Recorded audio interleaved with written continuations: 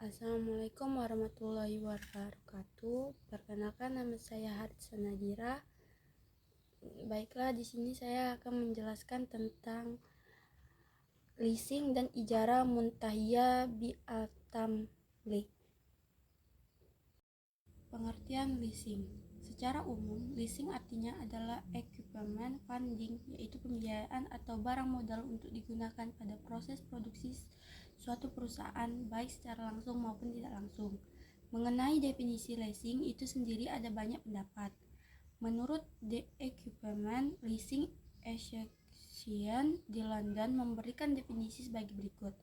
Leasing adalah perjanjian antara lessor dengan lessee untuk penyewaan suatu jenis barang modal tertentu yang dipilih atau ditentukan oleh lessee. Hak pemilihan atas barang modal tersebut ada pada lessor, sedang lessee hanya menggunakan barang modal tersebut berdasarkan uang sewa yang telah ditentukan dalam suatu jangka waktu tertentu. Dapat diartikan bahwa leasing itu adalah pembiayaan perusahaan dalam bentuk penyediaan barang-barang modal dengan pembayaran secara berkala oleh perusahaan yang menggunakan barang-barang modal tersebut, dan dapat membeli atau memperpanjang jangka waktu berdasarkan nilai sisa berdasarkan beberapa pengertian tersebut di atas. Maka pada prinsipnya pengertian leasing itu adalah sama dengan harus terdiri dari unsur-unsur pengertian sebagai berikut. A. Pembiayaan perusahaan. B. Penyediaan barang-barang modal.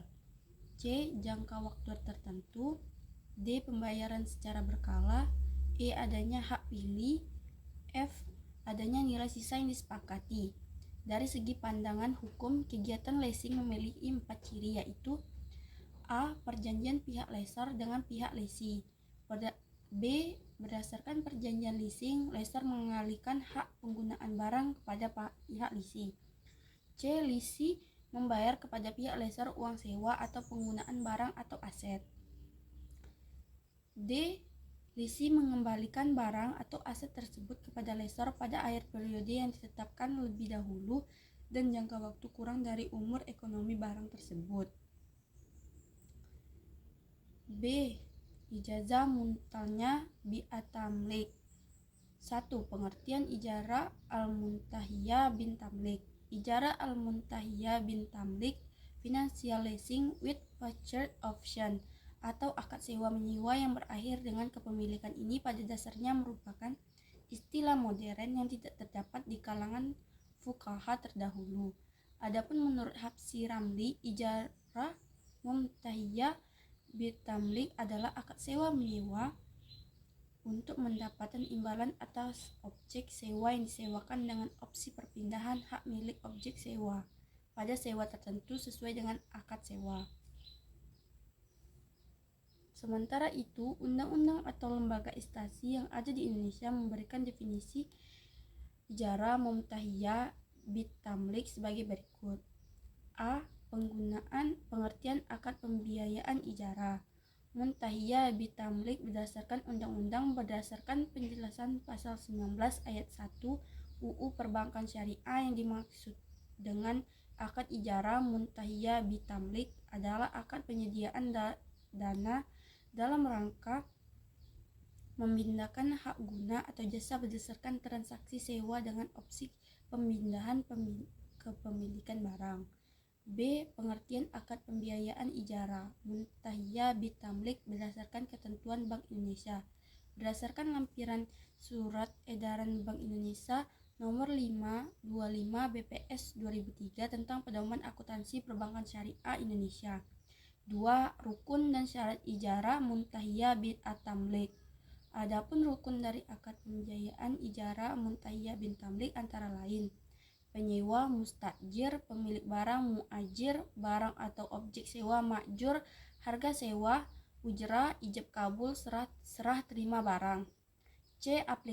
Aplikasi ijarah muntahiyah bi'at-tamlik di penerapan akad ijarah pada perbankan syariah digunakan transaksi ijarah dan IMBT. Biasanya bank syariah memakai IMBT karena dalam pembukuannya lebih simpel dibandingkan dengan akad-akad bank syariah yang lain. Akad ini terdiri dari 2 akad, yaitu akad ijrah dan akad ba'i. Implementasi IMBT di perbankan syariah meliputi: pertama, penangguhan investasi, contohnya membeli mesin; kedua, penangguhan nasabah, contohnya pembelian rumah, dan lain-lain. Berikut tahap-tahapannya.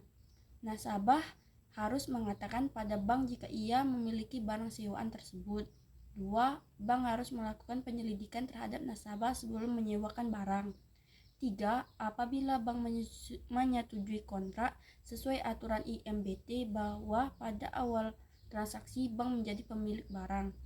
4. Bank membeli barang untuk kebutuhan nasabah. 5.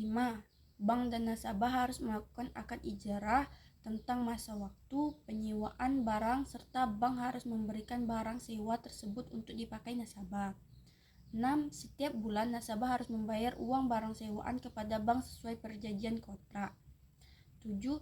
Bank melaksanakan depresiasi barang. Depresiasi barang ditangguhkan di perincian laba rugi.